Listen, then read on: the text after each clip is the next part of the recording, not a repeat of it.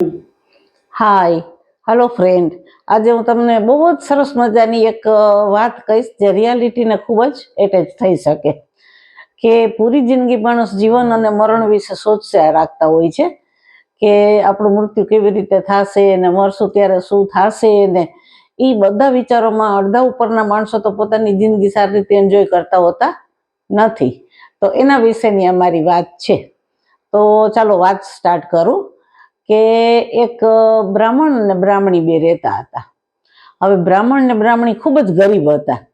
તો એને પત્ની બ્રાહ્મણીએ કીધું કે જાઓ હવે તમે કમાઈ આવો, આપણા બાળકો ભૂખ્યા રહીએ છે અને તમે કશું કામ કરતા નથી તો તમે કમાઈ આવો. એટલે એને આડોશ પાડોશમાંથી થોડું ઘી, લોટ અને ગોળ એ મિક્સ કરી અને એક માટીના વાસણમાં એને બ્રાહ્મણને આપી દીધું કે આ તમે ક્યાંય અગ્નિ જો ત્યાં તમે તપાવી લેજો અને પછી ખાઈ લેજો અને શહેરમાં ક્યાંક કમાવા માટેની ટ્રાય કરજો. બ્રાહ્મણ તો ચાલતો ચાલતો ચાલતો, એ જમાનામાં કોઈ સાધનો તો હતા નહીં, ગામડેથી ચાલતો ચાલતો ચાલતો સિટી તરફ આવવા નીકળો. એવામાં રાત પડી ગઈ અને રાત પડવા આવી ત્યારે એક સ્મશાન હતું. તો એને ભૂખાઈ લાગેલી. તો સ્મશાનમાં એને પેલું જે માટીનું વાસણ હતું એ સ્મશાનમાં તો આગ લાગેલી જ હોય, સબ સળગાવતા હોય એટલે એના ઉપર એ ગરમ કરી અને જમવાની તૈયારી કરતો હતો. ત્યાં કહે છે ને બધા માન્યતા પ્રમાણે કે સ્મશાનમાં તો ભૂત પ્રેત ને બધા હોય. તો એકાએક જ 3-4 ભૂત આવી પડ્યા અને બ્રાહ્મણને કે અમે તને ખાઈ જાય. હવે બ્રાહ્મણ કે ચોક્કસ મને ખાઈ જાઓ પણ પેલા મારું એક કામ કરો. ઓકે. તો ભૂત કે હા વાંધો નહીં, બોલ શું છે તારું કામ? તો કે પેલા તું ભગવાન શિવને પૂછ્યા કે મારું મૃત્યુ કેટલામાં વર્ષે થશે કે.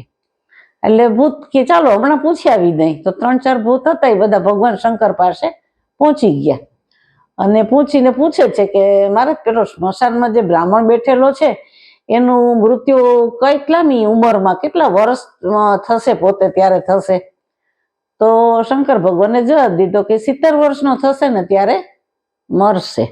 એ ભૂત પ્રેત તો તરત પાછા આવ્યા અને હા હા હા હા હા હા હસતા હસતા કે બ્રાહ્મણને કે અમે પૂછીને આવ્યા છીએ શંકર ભગવાનને કે તારું મૃત્યુ તો 70 વર્ષની ઉંમરે થશે. તો બ્રાહ્મણ એકદમ હસવા માંડ્યો. એ કે તો કોઈ ચિંતાની વાત જ નથી કે તો તમે મને મારી શકશો નહીં, કારણ કે હજી મને 60મું વર્ષ ચાલે છે. એમ કરીને બ્રાહ્મણ ખૂબ જ હસવા લાગ્યો અને ભૂત પ્રેતને ત્યાંથી ભાગી જવું પડ્યું. અને બ્રાહ્મણે તો ટેસ્ટથી કુરડીમાં જે ઓલું ઘી, ગોળ, લોટ ગરમ કરેલો તો એ જમી લીધું અને પછી ખુશી ખુશી સવાર પડે આગળ વધ્યો. તો ટૂંકી મજાની વાર્તા કહેવાનું તાત્પર્ય એટલું છે કે કોઈ આપણને કોઈ પણ રીતે ગમે તે રીતે આપણું મૃત્યુ ઈચ્છતું હોય અથવા આપણે મારી નાખવા ઈચ્છતું હોય અથવા કોઈની બદદુઆમાં આપણે હોઈએ તો પણ ઈશ્વર આપણને મારતો નથી. પણ જ્યારે આપણો સમય આવશે, જ્યારે આપણું આયુષ્ય પૂરું થશે ત્યારે ઓટોમેટિક જે ઘટનાઓ બનવાની હશે બનશે. તો મૃત્યુના ભયથી કોઈ ક્યારેય જિંદગી જીવવી જોઈએ નહીં. આ મારી ટચોકડી મજાની બોધ વાર્તા છે. જો તમને ગમે તો લાઈક, શેર અને સબસ્ક્રાઈબ જરૂર કરજો. Okay, bye bye.